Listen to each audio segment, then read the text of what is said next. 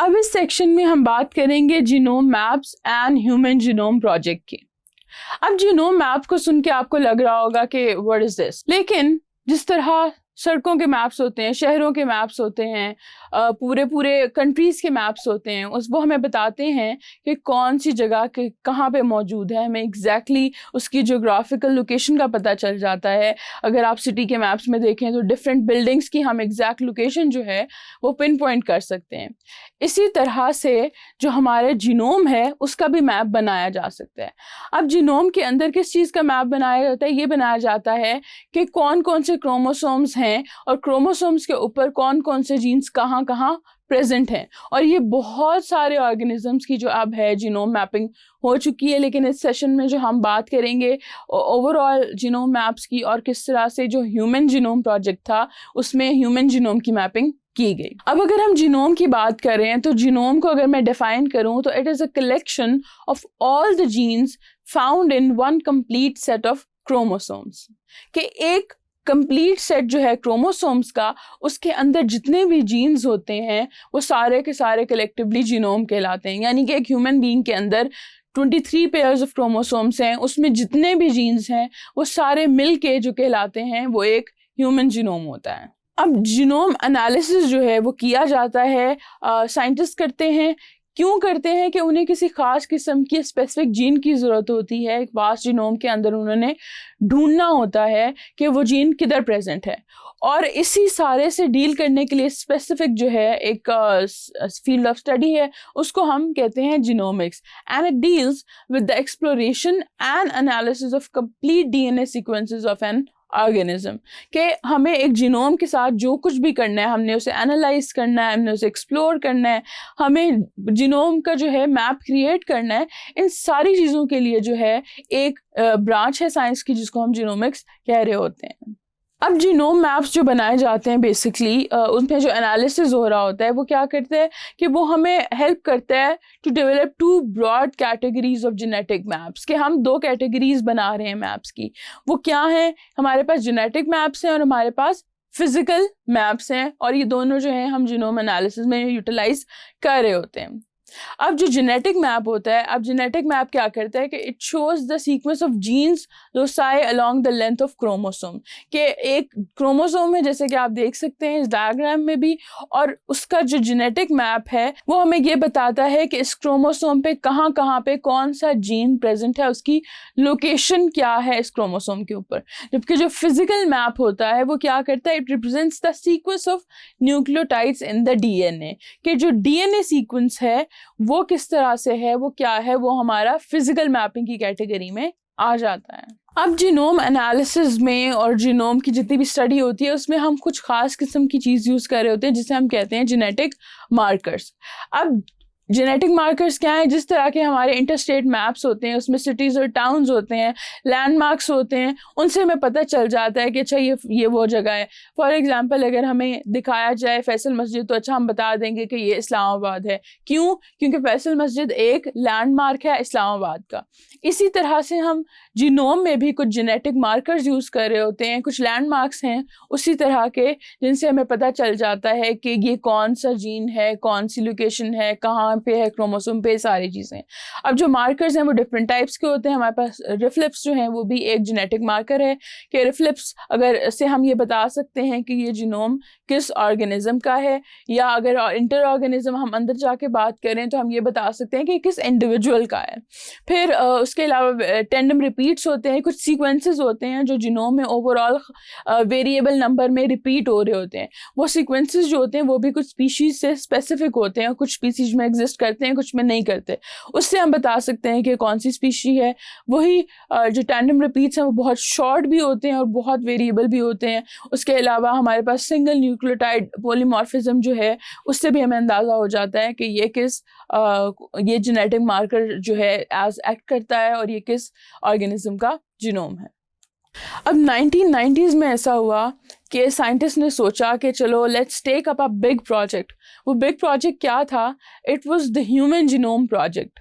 नाम से भी अंदाज़ा हो रहा है कि उस टाइम पे साइंटिस्ट ने ये सोचा कि हम पूरे के पूरे ह्यूमन जीनोम को सीक्वेंस करेंगे, रिकॉर्ड करेंगे, जीनोमिक लाइब्रेरीज बनाएंगे, ताकि फर्दर जो आइडेंटिफिकेशन है डिजीज़ की और जो पॉसिबल ड्रग टारगेट्स हैं और पॉसिबल वैक्सीन टारगेट्स हैं, इस तरह की चीज़ें, ये सारा कुछ जो है ये हम इजी कर सकें। तो ह्यूमन जीनोम प्रोजेक्ट जो था वो एक इंटरनेशनल साइंटिफिक रिसर्च प्रोजेक्ट था जो कि हमारे जीनोम की, ह्यूमन जीनोम की एक्सप्लोरेशन एंड एनालिसिस पे बेस्ड था। सबसे पहले जो ये शुरू हुआ तो इसे US department of energy and the national institute of health NIH ने 1990 में फंड किया और ये तब ये काम शुरू हुआ कि ह्यूमन जीनोम को सीक्वेंस किया जाए। फिर हुआ ऐसा कि जब ये प्रोजेक्ट शुरू हुआ तो ओवरऑल पूरे वर्ल्ड में इसका जो है चर्चा हुआ कि अच्छा they are doing something really great. तो the help kept pouring in different countries ने, जर्मनी ने, जापान ने, फ्रांस ने, UK ने, बहुत सारी जो कंट्रीज़ हैं उन्होंने कंट्रीब्यूशन की कि अच्छा we can dedicate these resources कि हम आपके साथ मिल के ये जो है सीक्वेंसिंग करा देते हैं। और उसके साथ साथ टाइम गुजरता गया तो हमारी जो जीनोमिक्स की फील्ड थी उसमें भी एडवांसेस आते गए। उसके अलावा जो हमारी कंप्यूटिंग टेक्नोलॉजी थी वो भी इम्प्रूव होती गई कि ऑलरेडी 1990s की बात करें और फिर हम 2000 में आ जाएं तो काफ़ी जो है एक एडवांस हो गया था कंप्यूटर, अगर 1990s से हम कंपेयर कर रहे हो तो। इन सारी चीज़ों की वजह से ये हुआ कि 2000 में एक रफ ड्राफ्ट जो था ह्यूमन जीनोम का वो फिनिश हो गया था और उसके बाद 2000 से लेकर 2003 तक हमारे पास कंप्लीट जीनोम आ गया था। अब कंप्लीट जीनोम आ गया था लेकिन सिर्फ एक लास्ट क्रोमोसोम हमारा रहता था जो कि नेचर में पब्लिश हुआ, उसका सीक्वेंस इन मई 2006। और इस तरह से इन तमाम सालों की मेहनत से हमें ये पता चला कि ह्यूमन जीनोम में जो है 3.2 बिलियन न्यूक्लियोटाइड्स हैं। कैन यू इमेजिन कि आपके बॉडी में मौजूद हर न्यूक्लियोटाइड का सीक्वेंस जो है उसको रिकॉर्ड कर लिया गया और ये पता चला कि टोटल नंबर ऑफ न्यूक्लियोटाइड्स जो हैं दैट इज़ 3.2 बिलियन। अब और हमारे जो ओवरऑल जीन्स हैं, हमारे जो 23 पेयर्स ऑफ क्रोमोसोम्स हैं, उनमें जो जीन्स एडजस्टेड हैं 2000 अराउंड 20,000 to 25,000 जीन्स जो मिल के हमारा जीनोम बनाते हैं। अब अगर हम ह्यूमन जीनोम प्रोजेक्ट के जो हैं गोल्स की बात करें तो सबसे पहला गोल तो था कि genetic and base sequence map बनाया जाए ह्यूमन जीनोम का ताकि आगे फर्दर हम उसको यूटिलाइज कर सकें। इस इंफॉर्मेशन को डेटाबेसेस में स्टोर किया गया जो कि गोल था, पूरा भी हुआ। उसके अलावा जो डेटा एनालिसिस है उसके टूल्स को इम्प्रूव किया जाए ताकि जो डेटा सारा इकट्ठा किया गया इसका एनालिसिस करके इसको फर्दर एप्लीकेशंस में यूज़ भी किया जा सके। फिर ये कहा कि अच्छा ये तो हो गया लेकिन we can not do everything, तो हमें ये जो टेक्नोलॉजी है इन सारे कामों से रिलेटेड वो हमें प्राइवेट सेक्टर पे भी जो है वो ट्रांसफ़र करनी है ताकि जो इस काम का स्केल है वो बढ़ाया जा सके।